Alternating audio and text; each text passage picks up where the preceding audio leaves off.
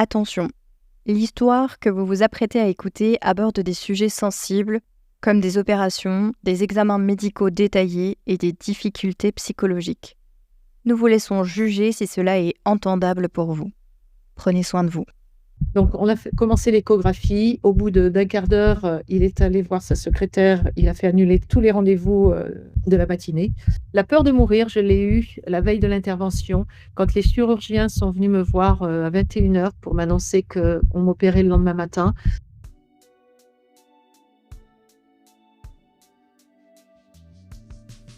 Bienvenue sur Cœur battant, le podcast qui fait battre le cœur de ceux qui vivent, de près ou de loin, avec les pathologies cardiaques. Nous sommes Mylène et Fanny, deux sœurs unies par une histoire extraordinaire. L'une a soutenu, l'autre a survécu grâce à une greffe du cœur. Dans chaque épisode, nous vous invitons à plonger dans des récits authentiques et émouvants, à rencontrer ceux qui ont traversé des épreuves et ceux qui les accompagnent, le tout éclairé par les avis précieux de professionnels de la santé. Notre mission ? Vous donner les clés pour mieux comprendre, mieux vivre et mieux accompagner les pathologies cardiaques, tout en tissant un lien de confiance entre patients, aidants et soignants. Parce qu'ensemble, nous sommes plus forts et plus résilients. Nous vous invitons à nous rejoindre pour un nouvel épisode. Installez-vous confortablement. C'est parti! Il y a des témoignages qui marquent, qui bouleversent, qui inspirent. Celui de Béatrice en fait partie. À 28 ans, alors qu'elle est jeune maman de 3 enfants et passionnée de sport, elle ressent des premières gênes à l'effort. Rien d'alarmant à ses yeux. Jusqu'à cette consultation inattendue chez un cardiologue qui durera 2 heures. Ce jour-là, sa vie bascule. Un rétrécissement sévère de la valve mitrale est diagnostiqué. Béatrice plonge alors dans un monde qui lui est encore inconnu, celui de la cardiologie. Depuis, 30 ans ont passé. Plusieurs dilatations valvulaires, 2 opérations à cœur ouvert et des traitements au long cours. Elle nous raconte avec sincérité les peurs, les douleurs, les doutes, mais aussi la force de vie qui l'habite. Ce nouvel épisode de Cœur battant donne la parole à une femme résiliente, lucide et lumineuse, pour qui chaque minute de vie mérite d'être savourée, un récit sincère, brut, parfois dur, mais toujours habité par l'espoir. Bonjour tout le monde, bonjour Béatrice, merci de nous faire l'honneur de participer à notre podcast aujourd'hui et bonjour Fanny qui fait ce podcast avec moi. Bonjour tout le monde. Bonjour Mylène, bonjour Fanny. Alors je suis Béatrice Météro, j'ai presque 62 ans.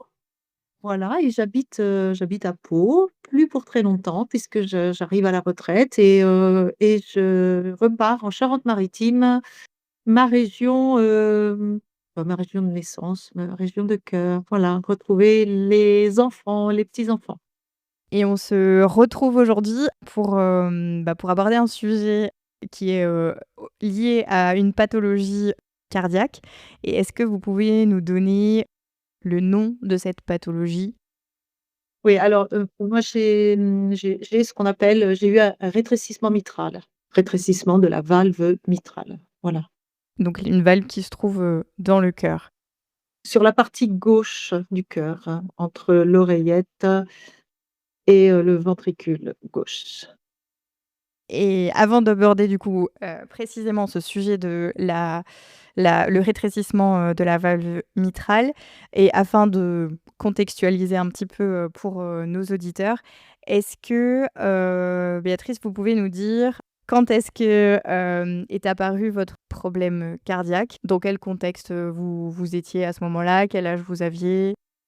La maladie a été antérieure aux premiers symptômes. J'ai eu les premiers symptômes vers 28 ans à peu près. J'ai eu 3 enfants assez rapprochés et du coup les années où j'ai eu mes enfants, j'ai stoppé pour m'occuper des enfants, j'ai stoppé toute activité sportive et du coup, après avoir eu ma troisième fille, j'ai voulu reprendre une petite activité sportive et dès les premiers cours, dès l'instant qu'on sollicitait le cœur, à l'époque, je ne savais pas que c'était un problème, cardiaque, mais ne serait-ce que quand on commençait à courir pour l'échauffement, j'avais tout de suite des brûlures au niveau des poumons. J'ai trouvé ça bizarre, mais pas inquiétant du tout, hein, du tout. Voilà. Ça, ce sont les premiers symptômes, donc j'avais, 28 ans. Mais la maladie est antérieure, puisque j'ai eu, durant l'adolescence, j'ai eu beaucoup d'angines blanches. Je pense qu'il a suffi d'une angine blanche mal soignée pour que la pathologie cardiaque se mette, en place. Les angines blanches, ce sont des angines à streptocoque, en tout cas, c'est ce que l'on m'a expliqué. Le streptocoque est allé, se loger sur la valve, mitrale, voilà, et a commencé à faire son faire ses dégâts, faire des dégâts, voilà. Et avant du coup, de reprendre une activité physique après, 3, grossesses rapprochées, il y avait aucun symptôme qui laissait présager qu'il y avait un souci ou d'autres symptômes? Non, moi, enfin, que ce soit au collège, au lycée, j'ai fait, pas mal de sport. Je n'ai bon, notamment du basket, on court beaucoup, enfin, on faisait de la course, je pouvais courir 2 heures quand on faisait de la course, oui, de la course de fond, je pouvais courir 2 heures sans aucun enfin, j'ai aucun souvenir d'avoir, été gênée, à ce moment-là. Mais bon, c'est une maladie évolutive, hein, c'est-à-dire, je pense que le streptocoque est allé se loger sur la valve et puis petit à petit, il a commencé à abîmer cette valve et donc au départ, enfin les premières années, on a peu de symptômes en fin de compte. On a peu de symptômes. Moi, je les ai vraiment eus en reprenant le sport, voilà, vers 28 ans. Et du coup, cette gêne au niveau, du coup, plutôt pulmonaire que vous ressentiez à la reprise d'une activité sportive, vous avez du coup décidé de consulter, rapidement ou est-ce que vous êtes dit: «Bon, bah, ça peut peut-être être logique»? Et quand on a 3 enfants, on voit, en bas âge, on voit assez régulièrement son médecin. Alors il se trouve que le médecin, c'était, un copain, donc voilà, lui, il avait l'habitude de me voir comme quelqu'un de très, de toujours très costaud, en pleine forme, puis bon, 28 ans, quoi et donc lui, il s'est dit, «Bah, écoute, voilà, tu as arrêté, quelques années la gym, voilà, il faut le temps que tu te réhabitues et puis, ces symptômes vont disparaître». Mais voilà, je lui en parle une fois. Puis quand on se revoit, je lui dis: «Tu sais Pierre», enfin excusez-moi de le nommer, mais bon, peu importe, des Pierre, il y en a dans toute la France. Je lui dis, je vraiment, ça me brûle, mais au niveau des poumons et puis, bon, allez, toute l'année, sportive se passe et moi je voyais des dames bien plus âgées que moi courir et respirer correctement et moi j'avais toujours ces brûlures, dans la gorge, dans les poumons, enfin et donc, l'année suivante, quand on se réinscrit au sport, il a fallu, un nouveau certificat médical et j'en reparle au médecin qui textuellement m'a dit: «Oh mais tu m'ennuies, je vais te faire un certificat, tu vas aller voir un cardiologue» et dans ma tête, je me dis: «Mais il a rien compris». Je lui dis que j'ai des brûlures aux poumons, il m'envoie voir un cardiologue. Voilà et donc j'ai pris assez ra et enfin, il m'a conseillé un cardiologue, avec lequel, j'ai pris un rendez-vous assez rapidement. J'étais partie pour un rendez-vous de 10 minutes, hein, et puis bon et le rendez-vous, il a duré 2 heures et le ciel m'est tombé sur la tête. Est-ce que vous pouvez un petit peu spécifier ce qui s'est passé au cours du coup, de ce rendez-vous, justement en cardiologie? Bah, le rendez-vous, bah, ça a commencé par un électrocardiogramme et le début de l'enregistrement, il a vu des anomalies et donc il m'a dit: «Bon, ben, on va faire une échographie parce qu'il y a des anomalies, donc une échographie». Alors là, j'ai commencé à avoir le palpitant qui montait évidemment et je m'attendais vraiment pas, mais vraiment pas à avoir, d'anomalie cardiaque. Donc on a commencé l'échographie. Au bout de d'1/4 d'heure, il est allé voir sa secrétaire. Il a fait annuler tous les rendez-vous, de la matinée parce que je suis restée 2 heures en examen. Bah, à chaque fois, il disait: «Ah oui, oh là là, ah oui, oui, oui». Bah, vraiment, la peur est montée, montée, montée, mais il m'a terrorisée. Je suis sortie de chez lui et ouais, j'ai crié quoi. J'ai crié parce que j'avais eu, j'ai eu très peur et je me suis dit: «Je vais mourir». Voilà. Parce que pour moi, à cette époque-là, je ne connaissais rien des maladies cardiaques.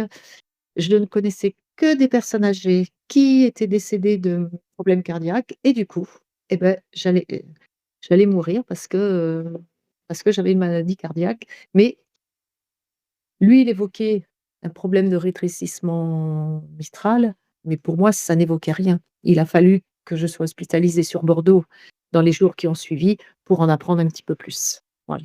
Donc à la fin de ce premier rendez-vous, vous avez un petit peu le nom, on va dire, scientifique, donc le rétrécissement mitral, on vous l'avait dit, mais ça faisait pas sens parce que vous imaginiez pas ce que ça pouvait être. Oui, alors évidemment, ça n'évoquait pas grand-chose pour moi. Et voilà, pour moi, j'étais malade du cœur et j'allais mourir prématurément et je suis partie, avec dans cet état d'esprit, à Bordeaux puisque mon cardiologue a pris rendez-vous aussitôt à l'hôpital Haut-l'Évêque à Bordeaux, spécialisé dans les maladies, entre autres cardiaques. Là-bas, j'ai eu des examens, des examens complémentaires, hein, notamment, alors je ne sais plus comment on appelle cet examen, mais il faut avaler une sonde et puis, pour aller voir au Une échographie transœsophagienne.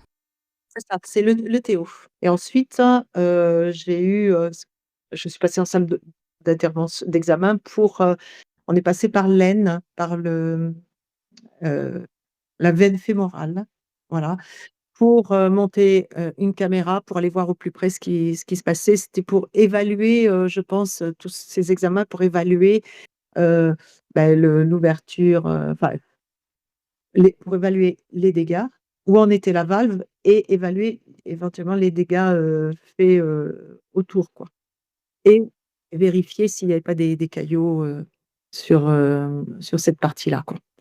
Donc et là, j'ai rencontré un professeur qui s'est assis, à côté de moi sur le lit et qui m'a pris la main et qui m'a tout expliqué et qui m'a rassurée dans le sens, où pour lui, la cardiologie, c'était de la plomberie et qu'on réparait beaucoup, beaucoup, beaucoup, beaucoup de choses, beaucoup de maladies en cardiologie.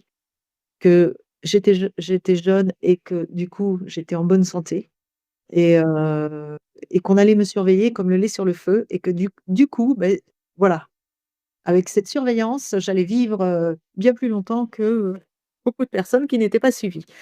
Voilà, enfin bon, tout ça pour dire qu'il m'a bien rassurée et puis voilà, ben, on est parti, je suis rentrée chez moi après tous ces examens, en attendant la première intervention. Parce que ça, j'ai su très rapidement qu'il y avait, bah, évidemment, maladie cardiaque, on répare beaucoup de choses, mais ça passe par des interventions. J'imagine un peu que c'était un peu compliqué parce que, bah, vous du coup, vous étiez quand même jeune, donc 29 ou 30 ans, j'imagine, du coup, quand on vous a vraiment diagnostiqué, le souci de valve, mitrale et du coup, vous aviez aussi, enfin, je recontextualise, mais il y a aussi 3 enfants, en bas âge dont vous aviez, bah, la charge, quoi. Donc j'imagine que ça participe au fait que la nouvelle était, d'autant peut-être plus difficile à accueillir? Oui, oui, oui, oui, beh, quand on a 3 enfants à s'occuper, c'est beaucoup de travail, il faut être en forme et voilà, on imagine qu'on va pas être toujours en forme, mais j'ai pas focalisé sur l'avenir, en fait et je me suis dit: «Bon, ben, voilà, je sais ce que j'ai, il y a des solutions». Voilà, j'ai gardé ce côté, un peu optimiste en me disant: «Il y a des solutions, il y aura des hospitalisations, mais je ne suis pas seule. J'ai mes parents qui sont pas très loin, j'ai mes beaux-parents qui sont juste à côté de chez nous, donc les filles seront encadrées». Elles étaient petites, on n'en a pas parlé. Ce serait maintenant, je pense qu'on avec l'expérience, on explique aux enfants ce qui se passe dans une famille, même si c'est la maladie. Mais à l'époque, non, on savait pas, nous il nous manquait des outils. En tout cas, moi, j'ai pas souvenir, hormis peut-être dans certains cas, après les interventions ou en partant à l'hôpital, il a fallu dire aux enfants pourquoi je n'allais pas être là quelques jours. On n'expliquait pas forcément comme on l'expliquerait maintenant.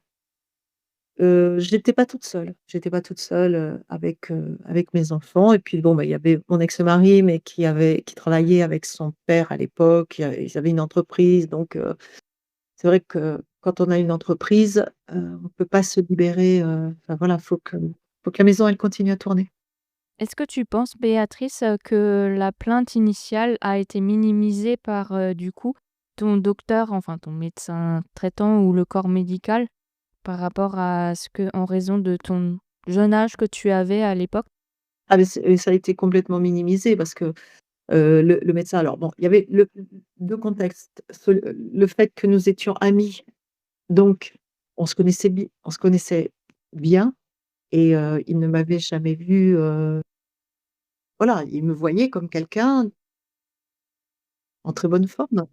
Oui, en pleine forme et puis bon, je m'occupais de 3 enfants, donc il faut aussi être très en forme pour s'occuper, de 3 enfants, donc il a complètement minimisé, loin de lui, la pensée que je pouvais à 28 ans, avoir développé avoir une maladie cardiaque. Bon, je pense, ouais, il s'en est voulu un petit peu quand même. Il s'en est voulu parce que quand je lui ai annoncé, bah, voilà, il m'a un peu présenté ses excuses et voilà, en disant, bon, voilà, c'est être copain avec son médecin, c'est pas la meilleure chose. Oui, mais il a quand même eu le bon réflexe par après de vous envoyer chez un cardiologue. C'est ça, mais C'est le côté positif quand même. il a fallu attendre, 1 an. Ça n'aurait rien changé de toute façon, hein, j'aurais été bon voilà, ça aurait été constaté un petit peu plus tôt, mais ça n'aurait rien changé dans l'évolution de la maladie puisque, suite au diagnostic qui a été posé chez le 1er chez mon cardiologue traitant de ville, confirmé par l'hôpital à Bordeaux, voilà, 6 mois après, j'avais ma première dilatation. Donc ça n'aurait rien changé dans le délai. On fait le diagnostic, de le rétrécissement des valves mitrales. Ensuite, tu as fait tous ces examens et là, tu viens de parler de, dilatation. Donc, est-ce que tu pourrais nous éclairer sur ce que c'est une dilatation mitrale? Alors, bon, déjà, moi, j'ai su très rapidement que, on pouvait réparer cette valve. Une valve, ce qu'on m'a expliqué, c'est qu'elle s'ouvre pour laisser passer donc, le sang et quand elle s'ouvre, ce sont 2 clapets qui se rejoignent, qui s'ouvrent, qui viennent se coller le long des parois et en fait, ma maladie, ce sont, hem, des calcifications qui viennent se former. C'est comme s'il y avait des petites cordes, ce qu'on appelle des cordages, qui soulèvent, enfin qui entraînent aussi ces 2 clapets à s'ouvrir et la maladie en fait, c'est une calcification de ces cordages qui se fait. Donc cette valve, bah, elle s'ouvre de moins en moins. Alors une valve qui fonctionne bien, elle a environ 4 cm² d'ouverture. Alors moi, on m'avait expliqué que quand on arrivait à 1 cm² d'ouverture, voire un petit peu moins, c'est ce que j'ai compris de ce qu'on m'a expliqué. Eh bien, il fallait intervenir parce qu'après, bah, le corps était, les poumons, enfin, on était mal oxygénés puisque le sang après passait beaucoup moins bien. 6 mois après, tous ces examens, je me sentais un peu plus essoufflée. Donc je suis repartie en examen et là, on s'est aperçu que, bah, on commençait à tomber en dessous les 1 cm². Donc on a parlé de première dilatation. Donc je suis repartie à Bordeaux. On a refait donc tous les examens pour, savoir vraiment où j'en étais et on a proposé donc cette dilatation. Donc on passe toujours par la veine fémorale, on passe une sonde, on passe une deuxième sonde, là, cette fois-ci, elle m'a été passée par l'autre côté, par la deuxième veine fémorale. Une sonde qui va visualiser, l'intervention et l'autre, au bout de cette sonde, il y a un petit ballonnet et ce petit ballonnet, bah, il va être positionné, heu, sur cette valve, hein. Parce qu'en fin de compte, ce qu'il va falloir, c'est, et beh, gonfler ce ballonnet pour, bah, ouvrir un petit peu, mais un tout petit peu cette valve. Alors il faut faire attention à ne pas la déchirer. Donc c le produit qui est envoyé, qui va gonfler ce petit ballonnet, ben voilà, ça se fait, on surveille, il y a plein de mesures tout le long de l'intervention qui sont prises. On surveille il y a un très grand écran comme une grande télévision. J'avais demandé à ne pas être endormie. On me l'avait proposé lors de cette intervention, je ne souhaitais pas. J'ai pu suivre ma première intervention et voir comment ça se passait, voilà. Donc ils y vont tout doucement, tout doucement, tout doucement. Ça prend du temps parce que, bah, il faut ouvrir suffisamment pour qu'on puisse vivre à peu près normalement, mais il faut pas trop ouvrir pour pas déchirer le la valve. Voilà, donc ça a été la première intervention. Voilà et après, on retire, on fait un point de compression, donc on appuie très, très, très, très fort pour comprimer, la veine. Puis après, ben, on met un poids et on reste, alors il y a 30 ans, ben, on restait, pendant, minimum 3 jours, allongés sans bouger. On permet quand même de se dire qu'aujourd'hui, ça a quand même bien avancé dans le sens où c'est beaucoup plus rapide. Enfin, en termes je veux dire de récupération post-opératoire. C'est ça, parce que alors il y a 12 ans, j'ai eu une autre dilatation et celle-ci, alors il y a 12 ans, je suis restée que 24 heures, avec le point de compression. Mais il y a 30 ans, c'était 3 jours sans bouger.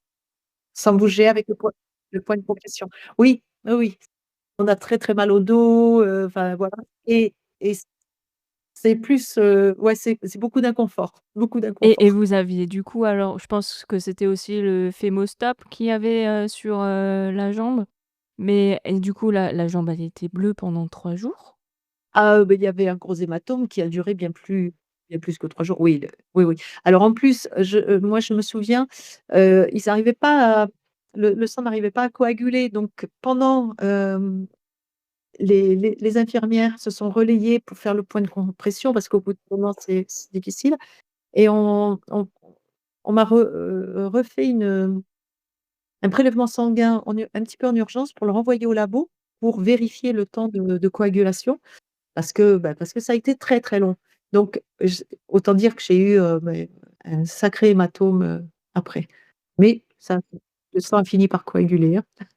Donc ça a été la première dilatation qui m'a permis, de respirer normalement.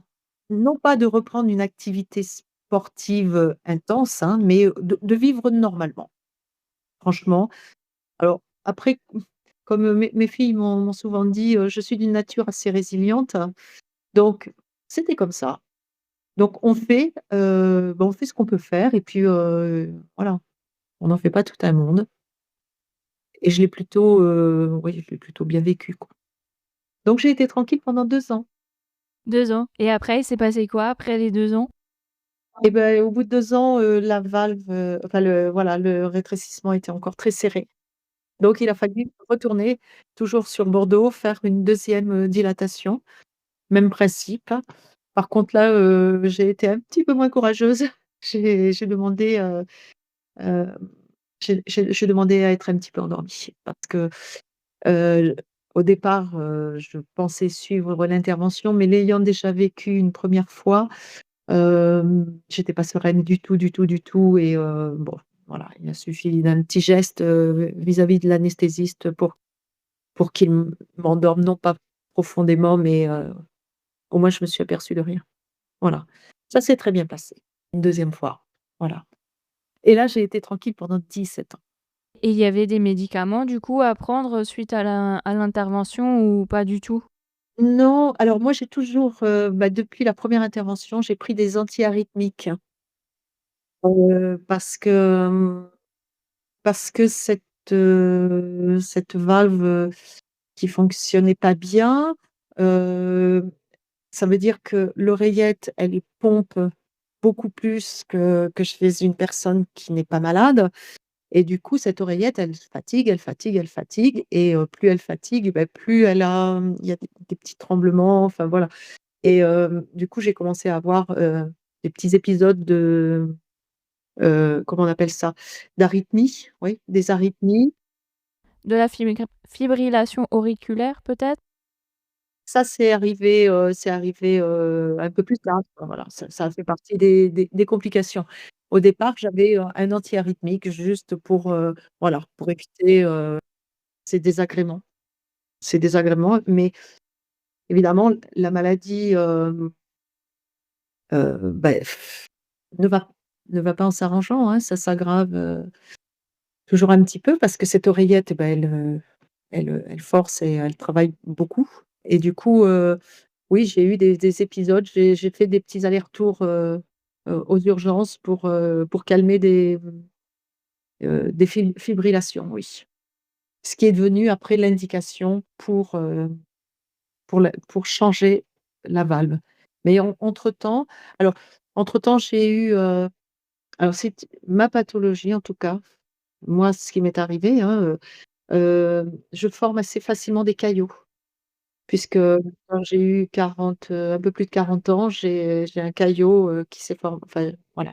J'ai eu un caillot, une phlébite au sein en fait, ce qui est extrêmement rare, mais j'ai fait une phlébite au sein. Est-ce qu'on peut juste donner les c'est quoi les symptômes?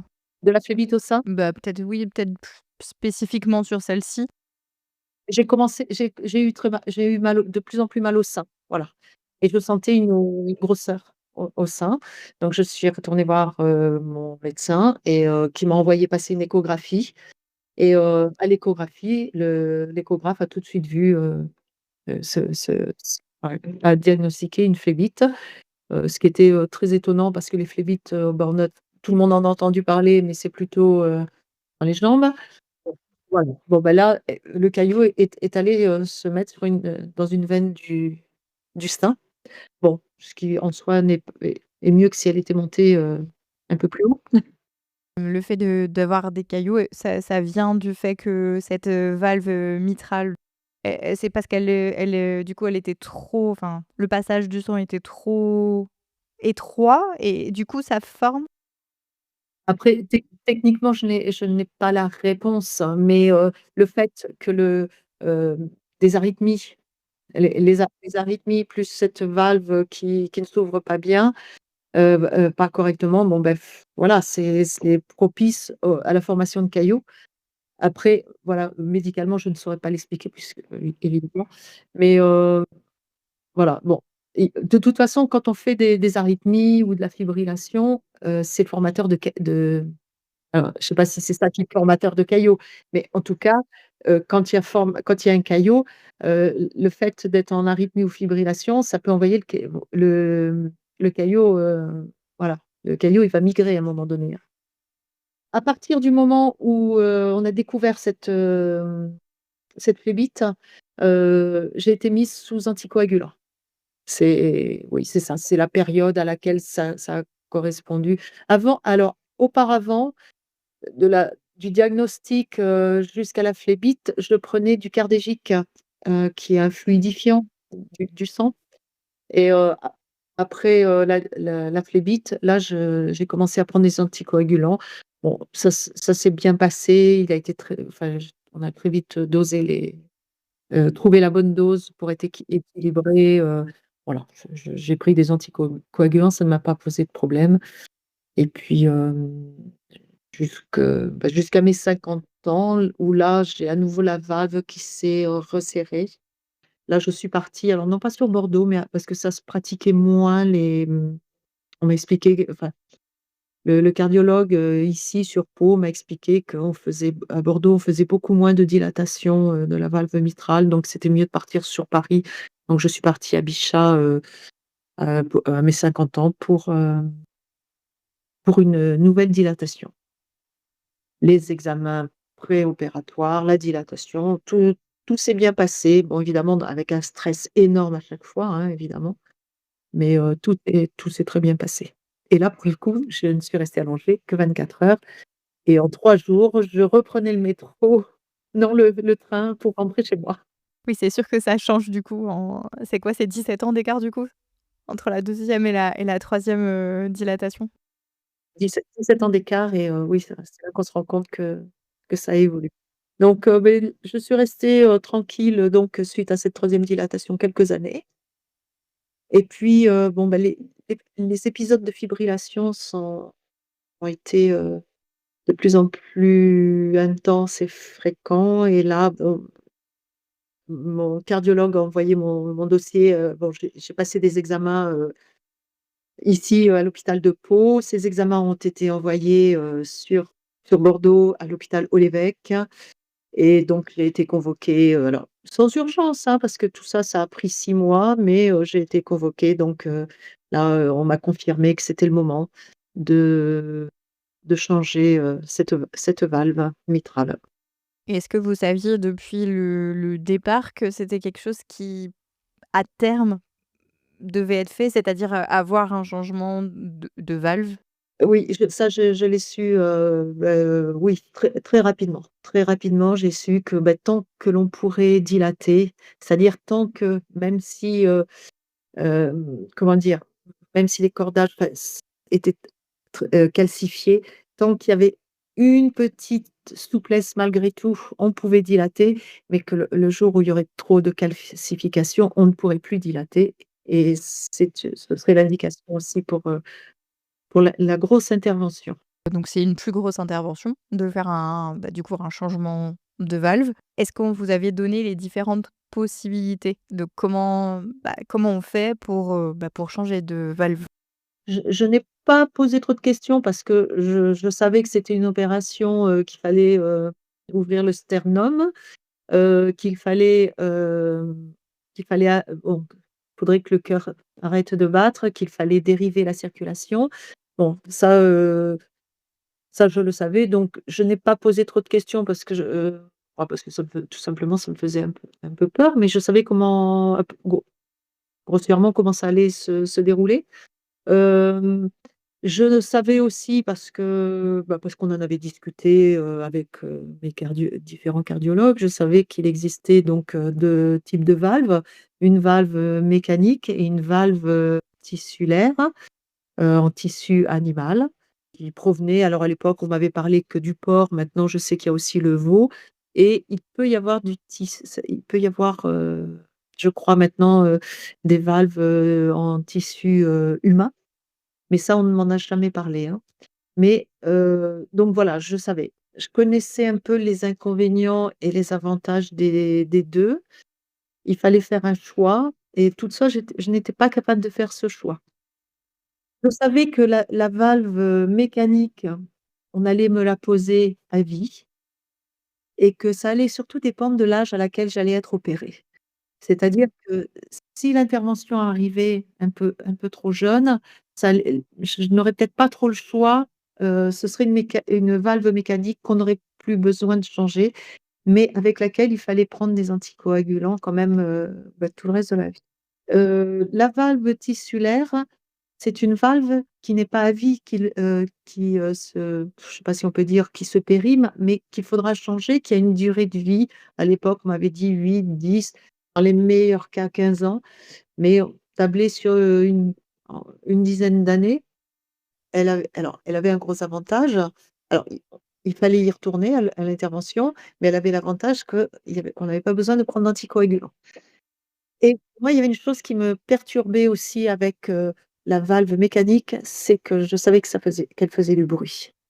Parce que lors de mes différentes hospitalisations, je me suis retrouvée avec une autre patiente dans la chambre qui avait une valve mécanique qui m'empêchait de dormir. Donc je ne m'imaginais pas du tout, pour moi-même et pour, mon conjoint, d'avoir, ce petit bout de titane et d'entendre ça toutes les nuits, c'est perturbant. Pour les auditeurs qui n'ont peut-être jamais entendu ou jamais entendu parler d'une valve, effectivement mécanique, le bruit c'est un petit, Comme les montres anciennes. oui, c'est ça, mais vraiment, voilà, aussi fréquemment, on va dire, que des secondes qui passent, quoi. Oui, c'est ça. Et ça ne s'arrête, jamais parce que, on a besoin que le sang circule dans le cœur, 24 heures sur 24, 7 jours sur 7, donc le bruit ne s'arrête jamais. C'est ça aussi, ouais, ouais. Donc juste pour spécifier à ceux qui se demandent peut-être, à quoi ça peut ressembler, le bruit, et on l'entend effectivement, on n'a pas besoin de se coller à la personne, ou ni de se coller au cœur de la personne pour l'entendre. On est dans la pièce avec une personne, on peut entendre la valve, mécanique. Ça permet aussi d'un petit peu d'imaginer à quoi ça peut ressembler, quoi.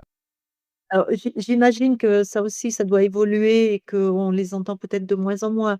Mais bon, voilà. Donc j'avais, beaucoup d'interrogations et je pensais, poser la question au professeur qui allait m'opérer. J'avais besoin de l'avis médical par rapport au choix de la valve et du coup, ce choix s'est fait, la veille de mon intervention. J'ai rencontré le professeur qui allait m'opérer et lui, de suite, il m'a dit: «Bon, alors cette intervention est intervenue à l'âge de 56 ans pour moi». Alors c'est vrai que, on se dit je on s'est je me suis dit: «56 ans, prochaine intervention aux alentours des 66. Après, s'il y a besoin d'une autre, ça va être aux alentours des 76». Enfin, voilà, je me suis dit: «Ça fait peut-être beaucoup d'interventions tout ça». Donc j'avais besoin d'être éclairée, mais le professeur, pour lui, c'était clair. Il m'a dit: «Écoutez, moi, vous seriez ma fille, je vous conseillerais la tissulaire parce que vous pourrez arrêter les anticoagulants». Et donc c'est ce qui c'est je me suis enfin voilà, je me suis basée sur ce qu'il m'a dit et je pense que dans mon fort intérieur, mon choix était déjà fait sur cette valve. Je pense vraiment et donc j'ai tout de suite, j'ai dit: «Oui, oui, ce sera une valve tissulaire». Donc en ce qui me concerne, c'était en tissu, porcin. Voilà. Donc le choix s'est fait au dernier moment. C'est une greffe. Est-ce que pour, une greffe de valve, est-ce qu'on a besoin de prendre par la suite des traitements anti-rejet? C'est peut-être des questions que d'autres auditeurs se posent. Est-ce que c'est comme pour une greffe d'un autre organe? Est-ce qu'il y a besoin de prendre, des traitements supplémentaires après, l'opération pour que le corps s'habitue? Je ne sais pas. Il faut croire que le corps humain accepte bien le tissu, enfin, en tout cas, en ce qui concerne les valves, le tissu animal parce que, non, absolument pas, moi on ne m'en a jamais parlé et je n'ai jamais eu besoin de prendre, des médicaments anti-rejet.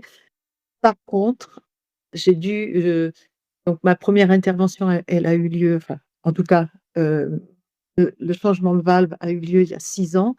J'ai conservé les anticoagulants. Contrairement à ce que m'avait dit le professeur sur Bordeaux, mon cardiologue, ici sur Pau, m'a quand même fait remarquer que, j'avais une pathologie qui formait enfin, en tout cas moi, j'avais eu plusieurs fois des caillots, la phlébite. J'ai eu une AIT, c'est-à-dire que, quelques années, après la phlébite, j'ai perdu la vue.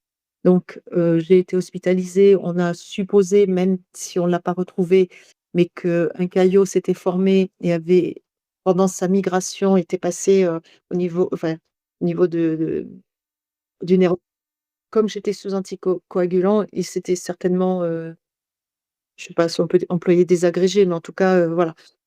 Et l'avenir, par la suite, j'ai à nouveau fait des caillots. Donc oui, je pense que, le cardiologue, que j'ai ici à Pau a été bien inspiré quand il m'a dit: «Je préfère que vous restiez, si ça vous ennuie pas, sous anticoagulant». Et je pense qu'il a bien fait et l'avenir nous l'a prouvé. Donc effectivement, moi je suis ressortie, avec une valve, en tissu de cette intervention, avec une valve tissulaire, mais avec les anticoagulants quand même. Voilà. Ce qui ne m'a pas posé, plus de problème que ça.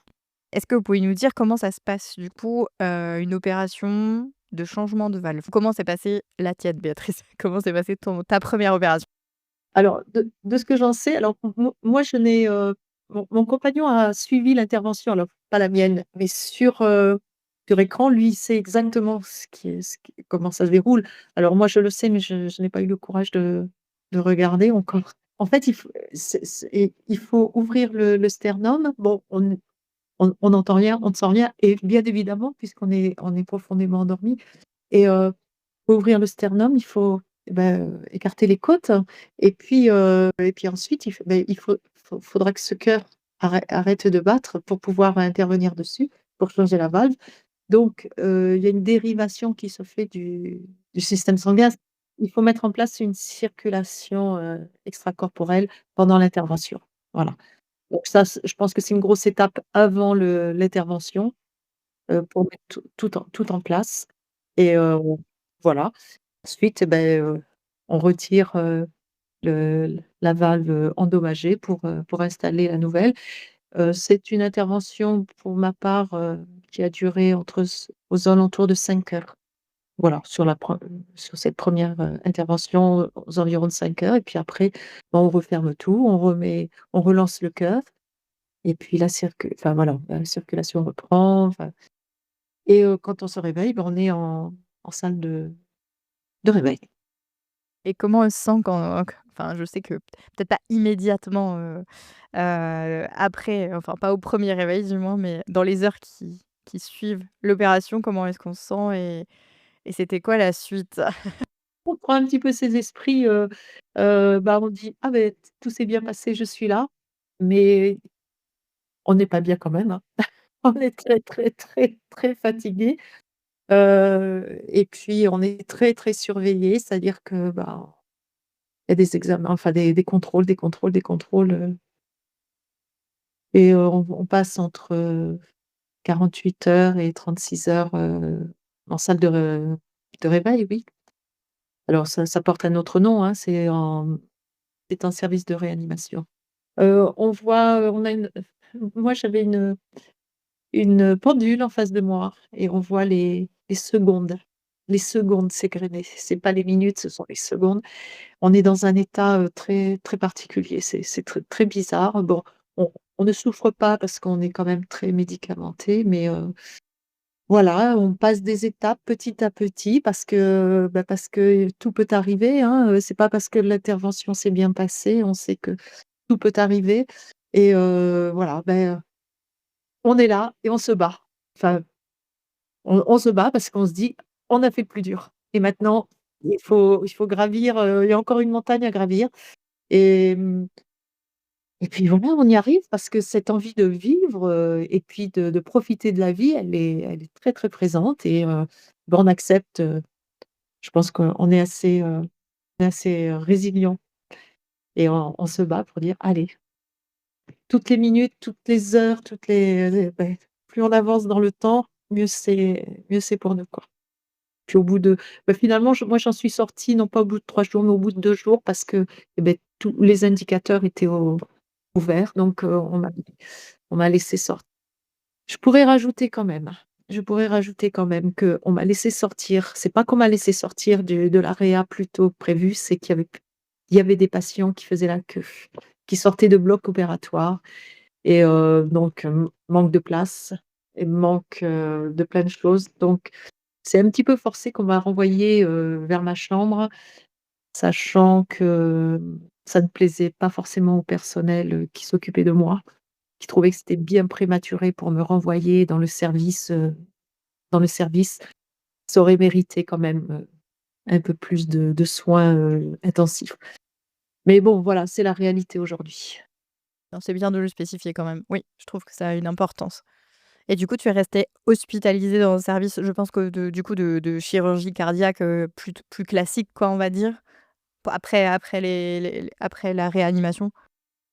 Alors, j'y suis restée une semaine puisque bon, bah, voilà, on commence à se lever, on nous fait lever assez rapidement. On essaie de voilà, reprendre son autonomie avec la toilette petit à petit, et voilà, bon après, on est extrêmement bien surveillé, hein, par les infirmiers, dans ce service-là et puis bon, bah, après on a les drains à faire, on commence à nous retirer les différents drains, plus les jours avancent, hein. Et puis au bout de 8 jours, moi je suis sortie, j'ai été transportée en ambulance directement dans un centre de rééducation cardiaque. Pour le coup, à proximité de chez moi, puisque nous avons la chance à côté de Pau d'avoir un service de rééducation cardiaque, dans la petite ville d'Arrecy. Est-ce que tu pourrais nous dire parce que pour ceux qui n'ont jamais mis les pieds dans un service de rééducation cardiaque, je pense qu'ils doivent se dire: «Qu'est-ce que c'est?» Et peut-être, peut-être combien de temps tu y es restée? Qu'est-ce que tu y as fait? Et ouais, quel était peut-être, ouais, le but de cette rééducation-là? Alors déjà, physiquement, je pense qu'on n'est absolument pas capable, après une telle intervention, de rentrer chez soi. La rééducation cardiaque, en fait, c'est un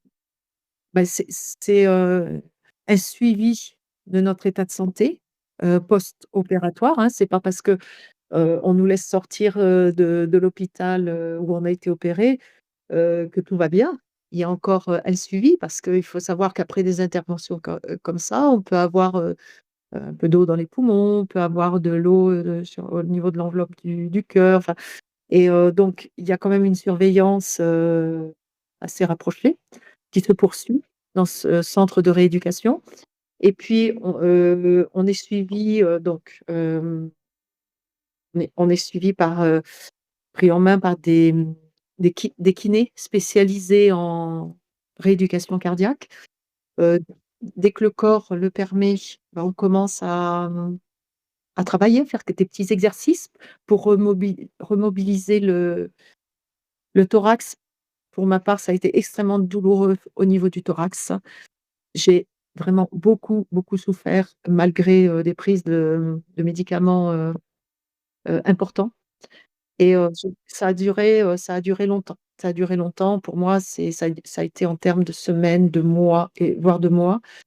Donc la rééducation, avec les kinés, elle a démarré beaucoup plus tard en ce qui me concerne que d'autres, patients parce que je ne pouvais pas mobiliser, c'était extrêmement douloureux. Donc on a cette rééducation. On petit à petit, on va monter sur des vélos aussi pour voir comment, cette valve, enfin notre cœur il faut lui apprendre à retravailler. Donc on fait du vélo tous les jours, sur des vélos, d'appartement et on est suivi, tout est mesuré, enfin voilà. Notre évolution, tout est enregistré. Donc suivi, au niveau de la rééducation, par les kinés. On est suivi par une diététicienne ou des diététiciennes pour apprendre. Alors pour les personnes qui auraient une mauvaise alimentation, on nous apprend à mieux manger, voilà et puis pour les fumeurs, ça va être une aide aussi à arrêter le tabac. Voilà et puis aide psychologique aussi. Si on n'est pas bien, on peut demander, on nous propose, le suivi psychologique. Voilà et ça dure entre 3 et 4 semaines, cette rééducation. Après on peut revenir à la maison et bon, le chemin est encore long mais ça va. On peut rester tout seul à la maison. Tu avais parlé, de la psychologue dans la rééducation. Est-ce que toi, tu en avais besoin justement? J'imagine que le fait d'enlever un morceau de soi et qu'on nous met, un autre tissu à la place, est-ce que, à ce niveau-là, tu avais besoin d'une aide psychologique pour accepter, ce changement ou ça a été ou comment est-ce que toi tu as vécu ça? Alors moi, c'est pas tant, le fait d'avoir, un petit bout de porc, en moi qui m'a posé problème. Ça, c'est franchement le genre de choses auxquelles je n'ai jamais pensé. Ça n'a absolument pas été un problème pour moi. Par contre, je pense que j'aurais eu besoin d'un suivi psychologique que j'ai refusé parce que, je ne pouvais pas parler. Après cette intervention, j'ai eu beaucoup, beaucoup de crises de larmes qui arrivaient tout d'un coup, qui pouvaient durer assez longtemps, que je ne savais pas expliquer. Mais je pense que c'est le contre-coup. C'est-à-dire, j'ai fait ma courageuse, bien avant l'intervention, parce que pendant 6 mois, je savais que j'allais être opérée. J'imaginais que ça allait pas être une partie de plaisir, mais voilà. Pour moi, cette opération, j'étais encore jeune, j'étais en bonne santé, donc tout allait bien se passer. Donc j'ai fait ma courageuse, ouais, je pense que mais je l'ai payé après, ouais. J'ai beaucoup, beaucoup, beaucoup pleuré, ça a duré, je pense pendant 6 mois. J'avais quasiment, tous les jours, des crises de larmes et puis ça passait. Mais c'était pas je pense que c'est le contre-coup, le contre-coup. Je ne savais pas expliquer. Bon après, j'avais eu dans la même année, un deuil, mon papa était décédé, brutalement. Ma maman, on avait dû hospitaliser maman qui avait Alzheimer. Donc il y avait eu aussi ce choc-là. Donc c'était peut-être un tout, hein, voilà. Mais j'aurais eu besoin de l'aide psychologique, mais à chaque fois, je me suis retrouvée devant la psychologue, il y a rien qui sortait. C'était le mutisme complet et et puis une fois que j'ai été sortie, que j'ai terminé cette phase de rééducation, après c'est terminé, hein. Si on veut voir un psychologue, c'est, de notre propre, initiative. Et puis bon, après, petit à petit, les crises de larmes se sont espacées et puis voilà, et puis on reprend goût à la vie et on est content de retrouver, sa famille, ses enfants, ses petits-enfants. C'est ce qui aide à avancer aussi. On y pense bien. Quelle était ta qualité de vie après cette première opération, comparativement à, avant avec, une valve qui mitrale qui était quasiment, bouchée? Est-ce qu'il y a eu un changement ou est-ce que pas tellement? Il m'a fallu 6 mois pour retrouver à peu près la forme et puis, s'en est suivi, le au printemps vraiment, comme on habite au pied des Pyrénées, j'ai voulu, retester, voir si là j'allais pouvoir, randonner et effectivement, j'ai réussi alors tranquillement, mais j'ai réussi à faire 2 ou 3 randonnées et là je me suis dit: «Ah oui, j'ai bien fait de le faire». Hem, J'étais mieux. Franchement, j'étais mieux. Au niveau respiratoire, ben voilà, la valve même si, mon oreillette est fatiguée, heu, ma valve fonctionnait bien et pendant, 3 mois, j'ai goûté, vraiment aux bénéfices de ce changement de valve. Bon, après j'ai pas eu de chance parce que j'ai commencé à nou j'ai fait de la fibrillation, auriculaire à nouveau. J'ai dû à nouveau consulter et là, on m'a mis sous bêta-bloquant et donc avec des bêta-bloquants, impossible de faire de la randonnée, impossible de courir, voilà. Les bêta-bloquants, le nom parle de lui-même, ça bloque tout et voilà. Donc j'ai senti les bénéfices de cette nouvelle valve, pendant 3 mois et puis après, étant donné que je suis sous bêta-bloquant et je mène une petite vie tranquille. Mais ça va, ça se passe bien, je suis toujours là, je vis à peu près normalement. Je vis normalement, oui, je peux le dire. Je vis normalement et oui, je ne peux pas faire de randonnée, je ne peux pas courir, mais je fais quand même un petit peu de sport, du renforcement musculaire, je fais de la marche, et j'ai le moral. Donc tout va bien. Est-ce qu'il y avait une raison? Est-ce que du coup il fallait reprendre des bêta-bloquants ou il y avait une raison particulière à ça? Oui, c'est pour éviter de partir en fibrillation, les bêta-bloquants, voilà, ça pour moi ça fonctionne très, très bien.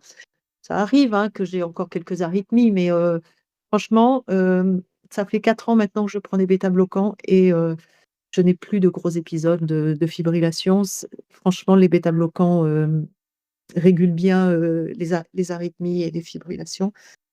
J'ai été mise sous bêta-bloquant et on m'a dit: On va faire une ablation de la fibrillation auriculaire». Donc j'ai été, c'était programmé, on est tombé en confinement, dans les premiers jours, l'ablation de la fibrillation a eu lieu, cette intervention a eu lieu après le confinement.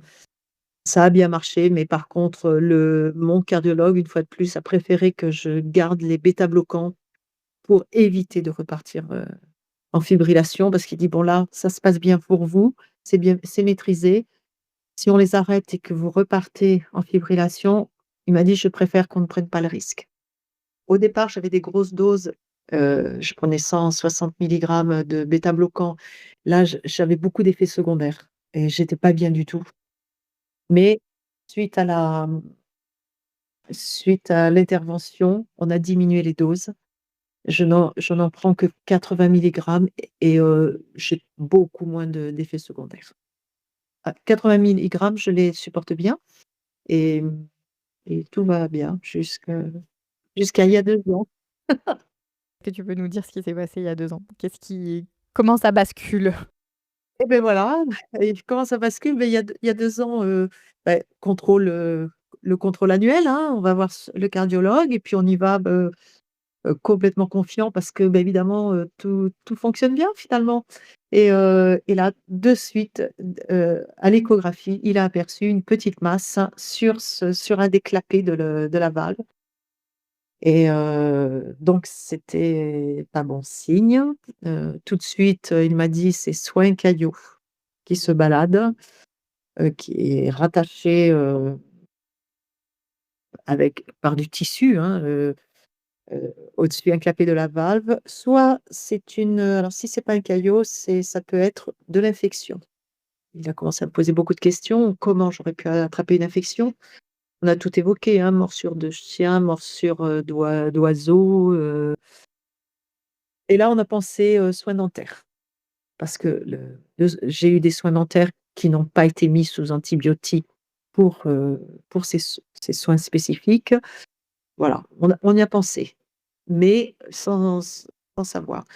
Après, on pensait un petit peu plus, enfin le cardiologue pensait un petit peu plus à l'infection parce que j'étais sous anticoagulant. Donc sous anticoagulant, comment c'est possible de faire un caillot sur cette paroi, quoi?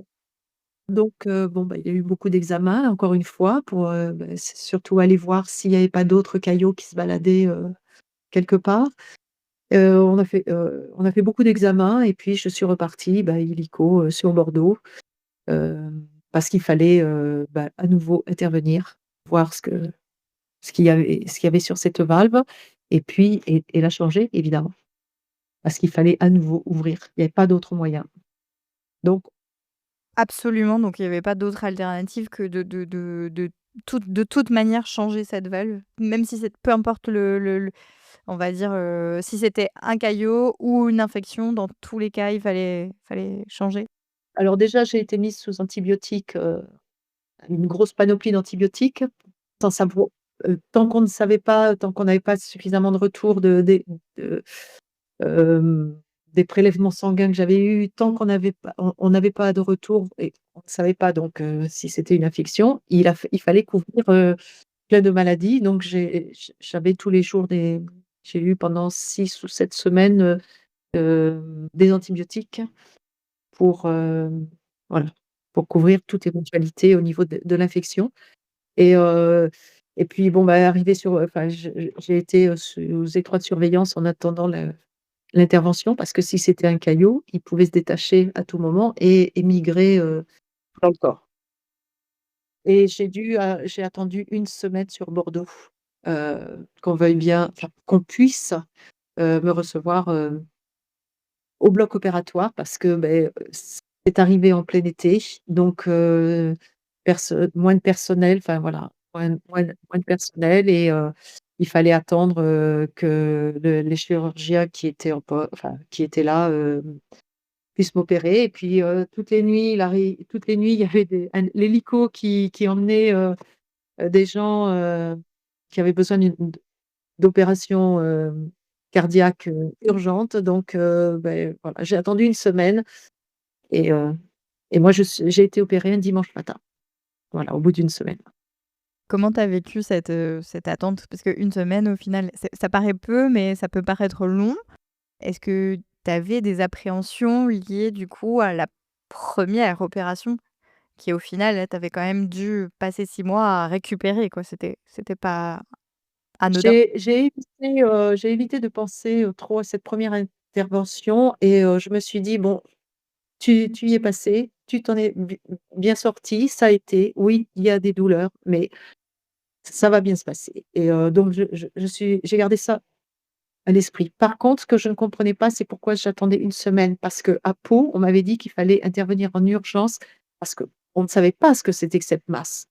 Si et le caillou, il pouvait aller faire des dégâts donc ma crainte, elle était plus par rapport à ça. C'est pourvu que ça ne se détache pas. Même si j'étais sous surveillance, ma crainte, c'était plus par rapport à ça. Mais je me disais: «Bon allez, je suis dans un service, de pointe, je suis bien surveillée». Si c'est un calibre, s'il se détache, bah, on va m'opérer de suite, quoi.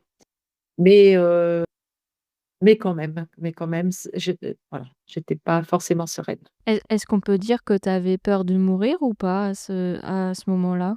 Hem, Pas plus que ça. La peur de mourir, je l'ai eue la veille de l'intervention, quand les chirurgiens sont venus me voir, à 21h pour m'annoncer qu'on m'opérait le lendemain matin. Ils m'ont fait part des difficultés, pour mon corps de recevoir 4 ans après, à nouveau ce type d'intervention.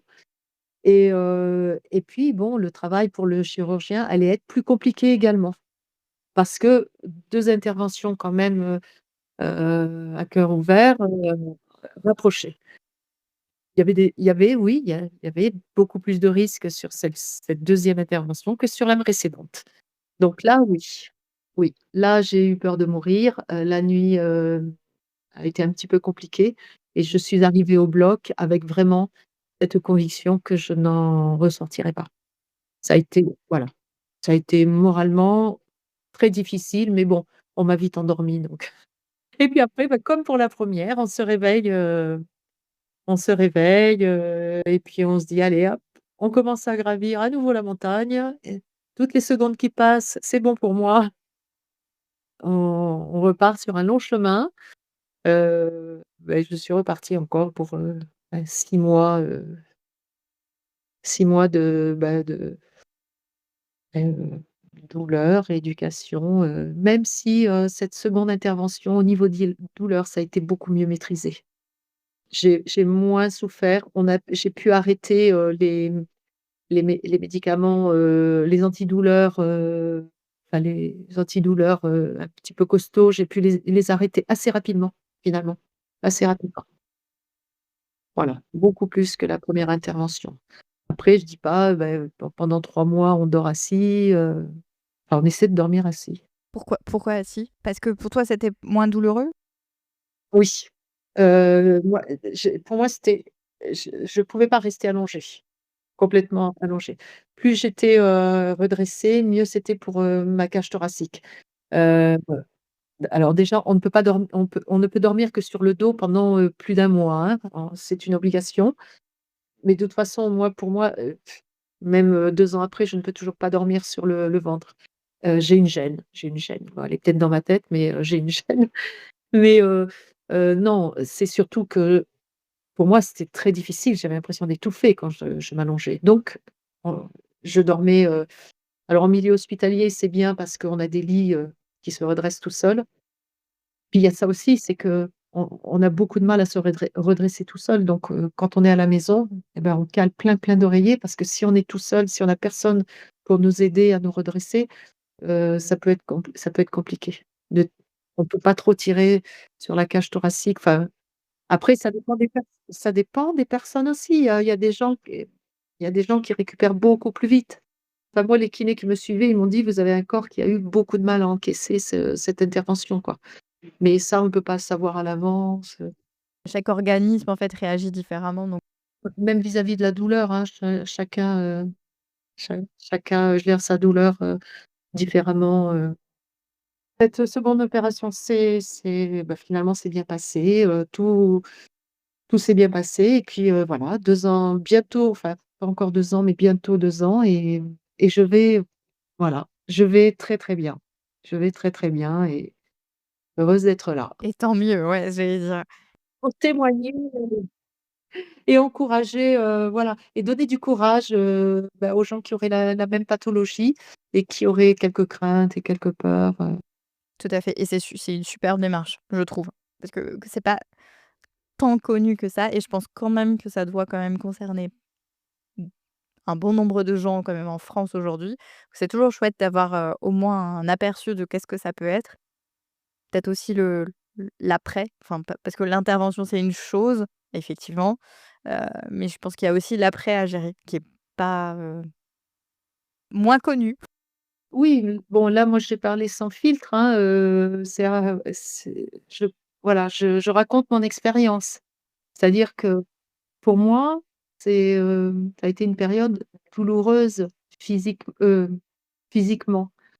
Heu Évidemment, je vais pas encourager des gens qui doivent passer sur la table d'opération en parlant comme ça, mais c'est bien aussi de savoir, faut pas croire que bon, de toute façon, toute intervention, enfin mais comme on le disait tout à l'heure, chaque corps est différent. La veille de mon intervention, il y avait une dame plus âgée qui était dans le lit à côté de moi, qui disait: «Oh, alors là, hein, moi, pas de douleur». On était à 5 jours après son intervention, elle dit: «Non», elle dit: «Moi, je sais que j'ai pas le droit de forcer sur mon thorax, mais elle dit: Moi, je n'ai pas de douleur». Donc moi, j'étais persuadée que je n'aurais pas de douleur. Je voilà, je me suis dit: «Oh, bah, si cette petite mamie n'a pas de douleur, ça va très bien se passer pour moi». À l'heure actuelle, est-ce qu'il y a encore, du coup, des traitements à prendre? Est-ce que tu prends encore des traitements médicamenteux? Oui, alors les traitements évidemment seront, je pense à vie. Les anticoagulants, c'est indispensable, pour éviter les caillots. Les bêta-bloquants, c'est indispensable pour éviter de repartir en arythmie ou en fibrillation. Il se trouve que j'avais un caillot, c'est important de le dire, c'était pas une infection que j'ai eue sur ma deuxième intervention, hein, c'était vraiment un caillot. C'est un pur accident, parce que j'étais sous anticoagulant, donc ma valve tissulaire n'aurait jamais dû enfin, voilà, je n'aurais jamais dû avoir ça. Comme quoi, c'est arrivé, donc je reste sous anticoagulant, pour, pour prévenir, mmh, un autre caillot, hein, mais donc anticoagulant, bêta-bloquant et pour renforcer l'effet des anticoagulants, cette fois-ci, enfin depuis 2 ans, je prends en plus, du Cardégique. Du Cardégique, bon, qui fluidifie aussi le sang, hein, voilà. Il y a un petit rôle un petit peu différent que les anticoagulants, mais qu'est-ce que je prends d'autre? J'ai eu du cholestérol très jeune, donc je prends, un un traitement pour le cholestérol et puis, je prends un traitement parce que sur, 30 ans, ça fait beaucoup de médicaments, donc je prends un traitement, pour les brûlures au niveau de l'œsophage. C'est tout, mais il faut les prendre. Est-ce que tu as pu traverser ça seule ou est-ce que tu as eu du soutien, extérieur, par exemple, de ta famille ou autre? Le soutien, alors moi c'est peut-être bête, mais je pense que quand on est face à la maladie, on est seul. Alors peut-être que moi j'ai une nature à m'isoler et refuser le soutien. Alors oui, mon compagnon a vraiment été là. C'est-à-dire que tous les jours, alors surtout la dernière intervention, ça tombait pendant les vacances d'été et lui en tant qu'enseignant, il était en vacances, il a été là tous les jours, tous les jours, tous les jours. Oui, il a été là, il m'a soutenue. Il y a 4 ans, il a été là aussi, aussi souvent qu'il a pu. Pratiquement tous les jours, il me rendait visite. Maintenant, personne n'est à notre place et alors mes filles, elles étaient là, elles ont eu très peur pour moi. Alors pas là physiquement puisque, chacun enfin, elles avaient leur travail, leurs enfin les enfants, enfin, elles ont été là pour moi moralement, mais j'ai des amis qui sont venus me voir, alors pas trop à l'hôpital, hein, pas trop à l'hôpital, plus en rééducation, les amis, la famille. Mais quelque part, je me demande si on fait pas un petit peu peur aux autres aussi. Soutenu, comment dire ça? Je pense que c'est quoi soutenir? C'est dire qu'on est là, qu'on pense à vous et mais on peut rien faire, quoi. On peut rien faire. C'est pour ça que moi je considère que vis-à-vis de la maladie, on est un petit peu seul, hein, et on a beau avoir, quelqu'un de très proche qui va nous dire: ça va aller». On est grand, on sait ce qui se passe, oui, on espère que ça va aller, mais il y a une douleur quand même, il y a une douleur, qu'on qu'on ne peut pas forcément partager et puis on veut aussi protéger notre entourage de nos peurs. Moi il y a 2 ans, quand je suis repartie, en intervention, franchement, j'ai extrêmement minimisé la chose vis-à-vis de mes 3 filles. Je ne voulais pas les inquiéter. Je ne voulais pas les inquiéter, donc je l'ai beaucoup minimisé. Je comprends. Je comprends la démarche. Est-ce que tu penses à des répercussions, bah, ce parcours de vie que tu as eu avec, multiples interventions? Est-ce que ça a eu un impact sur ton cercle familial? Sur, même un peu plus, bah, du coup, des années avant, mais est-ce qu'il y a eu un impact sur, je sais pas, sur ta vie de maman, du coup? Parce que, bah, tes filles étaient jeunes. Sur ma vie de maman, non, j'ai fait mon rôle de maman, normalement, hormis mes périodes d'hospitalisation où là, c'était, les mamies qui prenaient le relais. Non, ma vie de maman, je l'ai menée, normalement. Après, peut-être, je peux pas l'affirmer, mais peut-être que ça a eu une répercussion sur ma vie de couple. C'est pas forcément la raison, hein, mais, moi aujourd'hui, je suis séparée de enfin, il y a eu une séparation avec le papa de mes filles. Je peux pas affirmer que c'est un lien avec, la maladie, mais ça abîme quand même, ça peut abîmer une vie de couple, une vie de famille. Oui, ça peut abîmer parce qu'on comme je disais tout à l'heure, on se sent un petit peu seul, dans ces épreuves. Peut-être aussi qu'on n'accepte pas forcément l'aide du conjoint, enfin, je sais pas, enfin, peut-être que ça a contribué, oui, peut-être que ça a contribué. Moi, je sais que dans la douleur, je me suis isolée aussi un petit peu. Dans la douleur, pas forcément physique, hein, mais morale aussi. Est-ce que tes soucis de santé, du coup, est-ce qu'ils ont eu des répercussions sur ta vie professionnelle? Ou non, pas directement? Pas vraiment parce que alors moi, j'ai commencé à travailler un petit peu tard. J'ai voulu être d'abord maman et j'ai élevé mes filles le plus longtemps possible et quand je suis arrivée dans la vie professionnelle, donc c'était dans cette période des 17 ans, donc pour mon premier employeur, bah, je n'ai pas eu d'absence, due à la maladie. Par contre, mon second, co j'ai entre-temps, j'ai changé de région et quand je suis arrivée sur Pau, il y a une quinzaine d'années, un peu plus de 15 ans, 15, 16 ans, effectivement, l'emploi que j'ai eu ici, sur la deuxième année, j'ai eu une intervention, la dilatation, j'ai faite sur Paris. Donc j'ai eu un petit peu d'arrêt de travail, mais 15 jours seulement. Par contre, c'est, l'intervention, le changement de valve, j'ai été absente 6 mois. Donc ça a quand même eu une répercussion, sur, mon travail. Il a fallu que je forme une remplaçante. Hem, bon après j'ai repris ma place et là, il y a 2 ans, quand j'annonce à mon patron, je suis à l'hôpital, on me garde et je repars sur Bordeaux et là, je vais encore être absente minimum 6 mois. Là, mon patron, il m'a proposé une rupture conventionnelle. Il avait le droit. Il avait le droit, il s'est renseigné auprès d'un juriste, mais finalement, j'ai accepté cette rupture conventionnelle. Dans les mois qui ont suivi, mon intervention, j'ai accepté parce que, je comprends que pour un employeur, c'est pas évident d'avoir quelqu'un qui avec une maladie quand même, qui est un petit peu, qui devient récurrente, que dans les absences commence à devenir récurrente. Et puis moi, je me disais: Je suis toujours là au bout de la deuxième intervention. Maintenant, il faut vraiment que je profite de ma famille, de mes enfants, de mes petits-enfants et donc cette rupture conventionnelle et ben ça m'arrange. Et là, j'arrive, ça fait, 2 ans, donc j'ai eu 9 mois d'arrêt maladie et là, je suis demandeur d'emploi depuis 1 an, mais j'arrive à la retraite. Là, ça y est, la retraite officielle.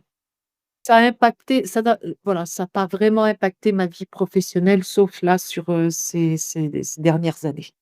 Est-ce que, du coup, la maladie, ça avait impacté ta santé mentale ou pas du tout? Alors, hormis la période dont je parlais tout à l'heure où j'ai beaucoup pleuré suite, à ma première intervention, moi je pense que j'ai cette force-là, heu, grâce, à mes parents, hein. Parce que je pense notamment à eux parce que, je pense que l'enfance, est très importante dans la construction. j'ai une mentalité, enfin, je suis quelqu'un de très costaud. C'est-à-dire, je j'ai pas trop d'état d'âme, je n'ai jamais eu un côté dépressif ou triste, voilà.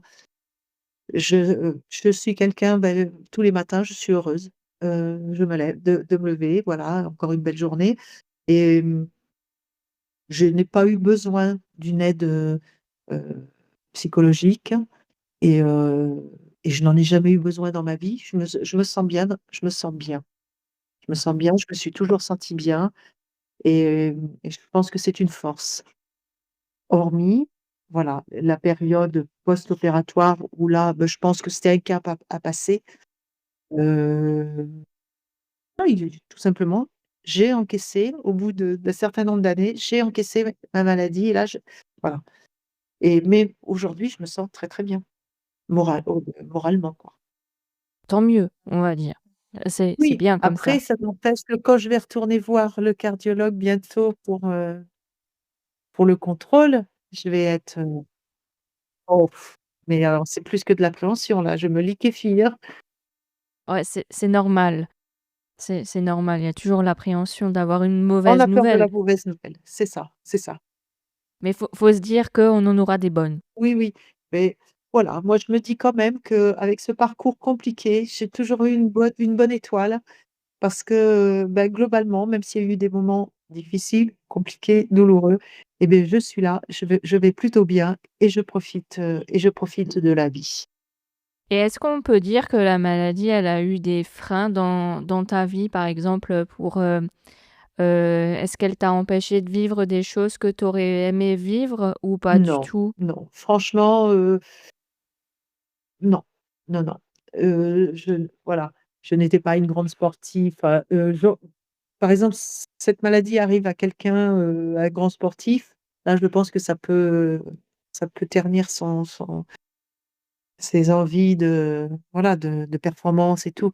Moi, j'étais pas du tout moi, je voulais être maman, je voulais avoir une belle famille et ça, voilà, ça a suffi à mon bonheur et ça m'a pas, bien sûr que dans l'absolu, j'aurais préféré ne pas être malade, bien évidemment, mais j'ai quand même eu une belle vie et non, je n'ai pas voilà, je n'ai pas de regrets. Alors évidemment, la maladie, quand on peut l'éviter, enfin voilà, hein, personne n'a envie d'être malade, hein, personne, personne. Personne n'a envie d'être malade, personne n'a envie de ces parcours-là et puis moi je me dis toujours, finalement ça aurait pu être pire. Il y a des gens pour qui c'est encore plus compliqué donc j'ai fait avec. J'ai fait avec et sans trop de dommages. Bon, c'est une maladie invisible, mais est-ce qu'on peut dire que tu es guérie ou pas du tout? Non, du tout. Je sais qu'elle est là. Je sais qu'elle est là. Je sais que mon cœur est très, très, très fatigué quand même et que, j'avance dans l'âge et que du coup ça va pas contribuer, mais le mal qui a été fait en amont et puis, c'est évolutif quoi, ça va pas aller en s'arrangeant. C'est ça va toujours, on avance toujours dans la maladie. Maintenant, j'ai une valve qui fonctionne bien quoi, donc tant qu'elle va bien fonctionner, heu, le vieillissement de mon cœur va être ralenti. Et non, je sais que c'est là. Je sais que, voilà, à chaque fois que je vais chez le cardiologue, j'ai cette peur qu'on annonce encore, quelque chose qui dysfonctionnerait. Mais je me sens bien et et je c'est dans un coin de ma tête. Maintenant, dans mon quotidien, je n'y pense pas. Et donc, moi, ce qui peut me démoraliser un peu, c'est quand j'ai des petites périodes d'arythmie qui reviennent. Voilà. Ça a vite fait de me démoraliser, mais voilà, depuis que je suis sous bêta-bloquant, elles sont quand même bien maîtrisées, donc c'est vraiment que sur des courtes périodes, quelquefois qui peuvent durer plusieurs jours, mais ce sont des arythmies quand même, qui sont pas, non plus, très, très, très intenses. Est-ce que tu aimerais faire passer un message aux personnes qui pourraient vivre des parcours, identiques ou qui pourraient avoir, la même pathologie que toi? Oui, alors déjà, ma pathologie sur, le fait d'avoir une valve comme ça endommagée très jeune, normalement, depuis longtemps, on ne devrait plus avoir ça, en France parce que, moi, cette pathologie est arrivée suite à des angines blanches à répétition. On sait très bien que les angines blanches, elles sont mises systématiquement sous antibiotiques. Quand bien même le streptocoque passerait dans le sang, il y a d'autres symptômes, heu, tels que le rhumatisme articulaire aigu qui, chez moi, n'a pas été diagnostiqué. Mais il y a différentes étapes. C'est-à-dire que même quelqu'un qui ne serait pas mis sous antibiotiques, qui aurait un streptocoque qui irait se loger sur la valve, cette personne-là, elle ferait du rhumatisme articulaire aigu et on la mettrait sous antibiotiques pour enrayer la maladie. Donc normalement, dans notre pays, il y a longtemps que ces maladies ne devraient plus exister. Bon, je suis passée au travers, mais rien n'est parfait, mais normalement, il ne devrait plus y en avoir. Enfin, en tout cas, chez des personnes jeunes, hein. Après, heu, maintenant, si ça arrive, qu'est-ce qu'on peut dire? Beh, moi, par exemple, je connais un jeune, quelqu'un de très jeune qui a moins de 30 ans et avant 20 ans, il a fallu lui poser une valve. Ce jeune homme a fait le choix d'une valve. Il a pas eu trop le choix, le pauvre, puisqu'il était jeune. Il a une valve mécanique. Franchement, il le vit bien et il vit très bien. Il va très, très, très bien. En cardiologie, puis de toute façon en médecine, en général, on fait tellement, tellement, tellement de progrès. Moi, je le vois en 30 ans de maladie, tout ce qui s'est amélioré. Hem, franchement, c'est une maladie qui se soigne bien. On peut réparer et ça donne beaucoup d'espoir et c'est pour ça que le message que je veux faire passer avec mon témoignage, c'est qu'on peut avoir une belle vie. Mais voilà, si on a le moral, si on a cette envie de vivre, si on voit le soleil, même quand le temps est gris, on peut avoir une très belle vie, avec une maladie cardiaque. Oui, oui. Est-ce que tu aurais un point positif de tout ton parcours à retenir ou est-ce que tu pourrais te dire même que ça t'a enseigné quelque chose, tout ce parcours médical? La seule chose que je pourrais dire, je me suis peut-être un petit peu plus affirmée au niveau du caractère. C'est-à-dire qu'avant, j'acceptais tout.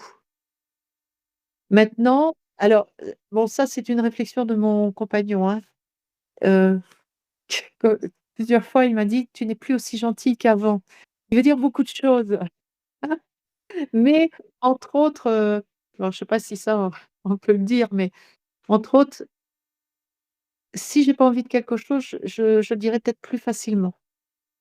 Quelque chose qui me gêne, oui, je me suis peut-être un petit peu plus affirmée au niveau du caractère. Et enfin, pour finir, est-ce qu'on peut te souhaiter quelque chose pour la suite? Qu'est-ce qu'on pourrait te souhaiter? Plus d'intervention, plus d'intervention. Alors vivre le plus longtemps possible, pour continuer à profiter de mes proches, continuer, à profiter de la vie tout simplement. Intervention, je sais qu'il y en aura d'autres et je les affronterai, courageusement. Si ça peut me permettre de gagner quelques années encore, ben pourquoi pas? Pourquoi pas? Et voilà, j'espère que mon témoignage, aidera des personnes qui auraient beaucoup d'interrogations et enfin des malades, hein, puisque oui, là on s'adresse aux malades, qui auraient beaucoup d'interrogations et voilà, c'est un parcours, c'est un parcours. Exactement. Parfois, voilà, avec ses hauts et ses très bas, mais voilà, comme tu dis, un C'est un parcours. par et on se rend compte, c'est là qu'on se rend compte que la vie est loin de ce que la vie de princesse que l'on imagine, quand on est jeune et beh, c'est la vie est tout autre. Chacun mène ses petits combats, plus ou moins grands. Merci beaucoup d'avoir donné ton temps aujourd'hui pour venir témoigner de tout ça à notre micro avec, beaucoup de sincérité, d'honnêteté, d'authenticité. Ça, c'est vraiment super chouette. Merci beaucoup Merci à Béatrice. vous, surtout de m'avoir, donné la parole. Avec grand plaisir.